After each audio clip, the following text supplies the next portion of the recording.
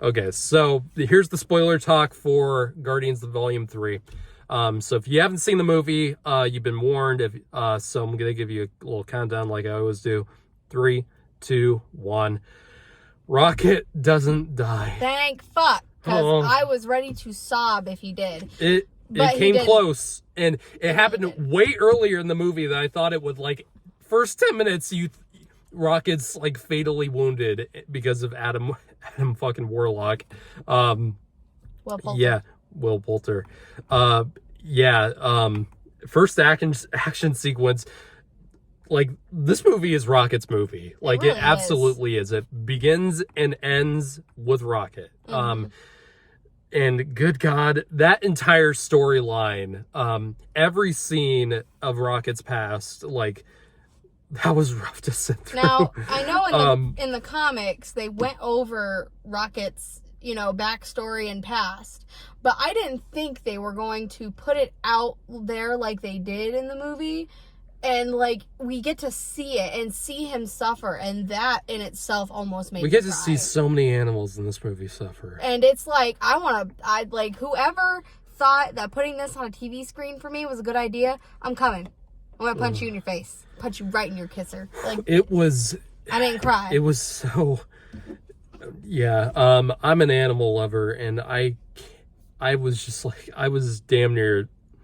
So the first time I was pretty much crying in the movie, the first time was when you first meet Rocket's friends in the cage. You see Lila, who's voiced beautifully by Linda Cardellini, who is, if you don't know, is Velma from the Scooby-Doo movies. I did not, but that's the voice of Velma. That's really cool. I was wondering why she sounded so Jinkies. Love Lila in this. Adorable. All the animals are adorable in this. And then you get the walrus, Teefs, I think. His name was Teefs, and the bunny with the 6 legs. Oh my God, when I showed the bunny. The bunny was the worst to me by far. Like, I can't. It literally, it immediately got to me. It broke your heart, bro. Like, it did not wait. I mean, literally, the opening, like, the first minute of the movie is when Rocket gets taken out, and you see the fear in his eyes, and it goes to Rocket, standing there depressed, listening to music. And Peter in this movie, Star-Lord, is just... is depressed. Everyone's kind of depressed in this movie. Star-Lord losing Gamora and just opening the movie with him drunk and just passed out in a bar. And I really love how they handled the Peter and Gamora thing. I thought that was gonna get annoying, but I actually really do like how they did it in this movie. And and it was good. It was a good branching out point for the Guardians. And the second time I cried in the movie is when those animals get killed. And that was gruesome. They didn't have to do that to us, James Gunn really could have just been like, You really do. If they wanted to make this movie emotional, they really had to go dark places. It's definitely not for children. Yeah. PG-13 does not mean younger than 13. 12, maybe. Mm-hmm. 12, maybe. I mean, not only does the movie have an F-bomb, which is the first in a Marvel movie, this movie will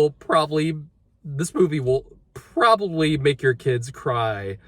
And have nightmares. Yeah, they'll probably run out of the theater crying. Or if your children are sickos, probably turn them into the High Evolutionary. They're going to become Sid from Toy Story. Deadass.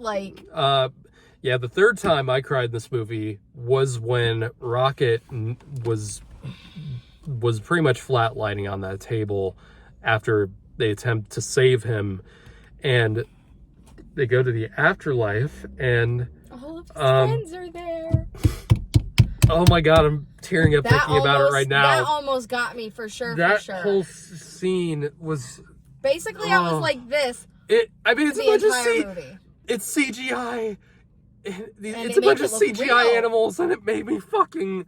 They made it look real. It hurt. It did it. Oh like, my it God. hurt. It hurt. And did we deserve and the that? acting in that scene from everyone, like Chris Pratt did a fucking amazing job in that scene, and Bradley Cooper as Rocket absolutely crushed in this movie. Really did.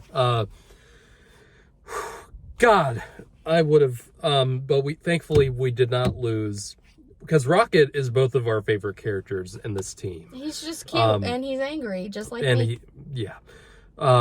So we did get to see Rocket live.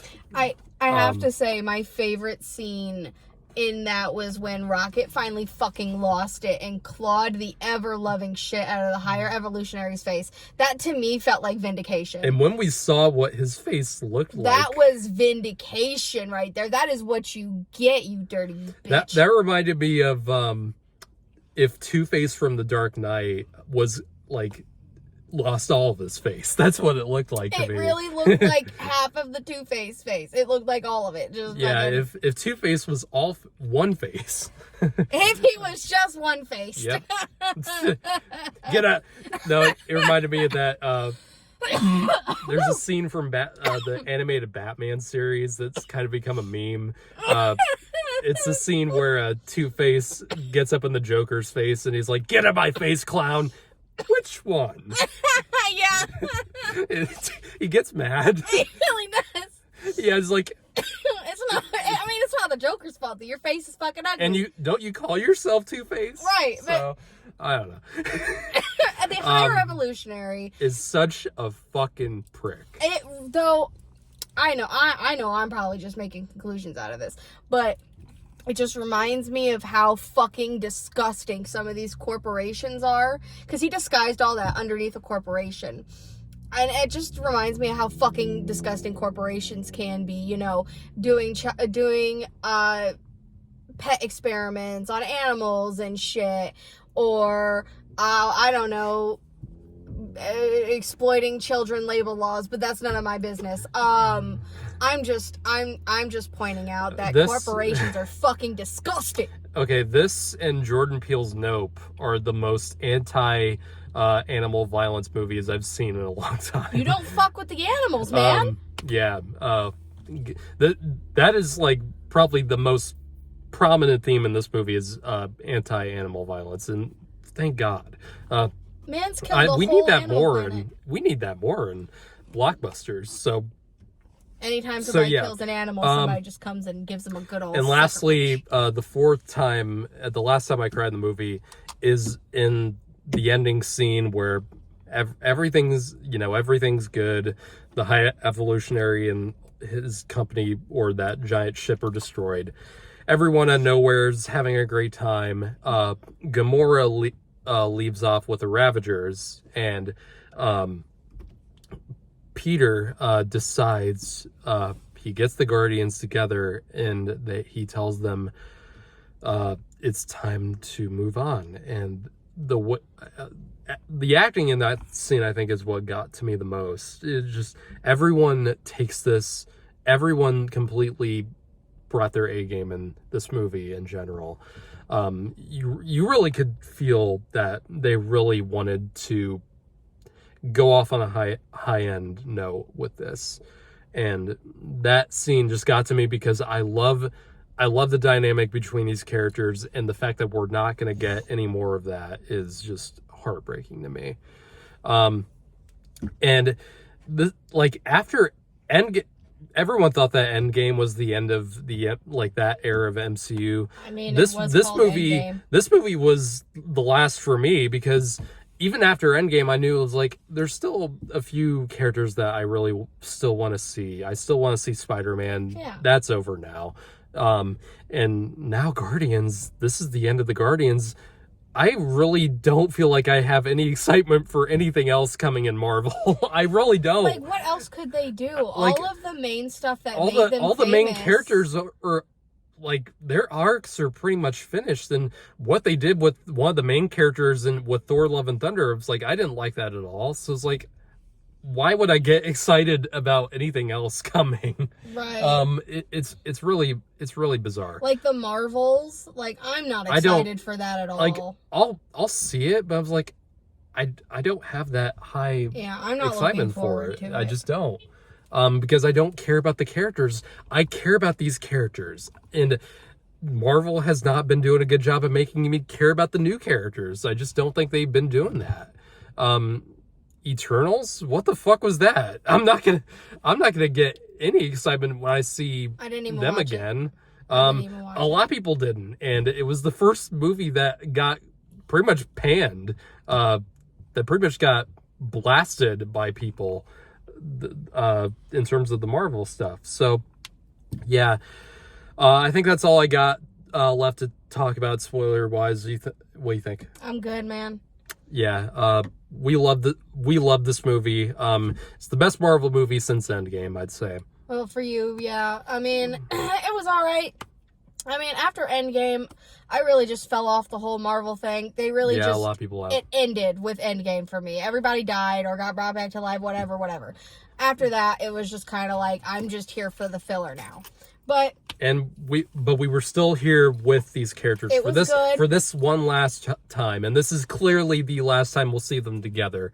We'll see the title at the end. So Star-Lord is back on Earth, so I don't know what they're gonna do with that, but yeah, we'll see what happens. They'll figure it out. They always do. I'm sure.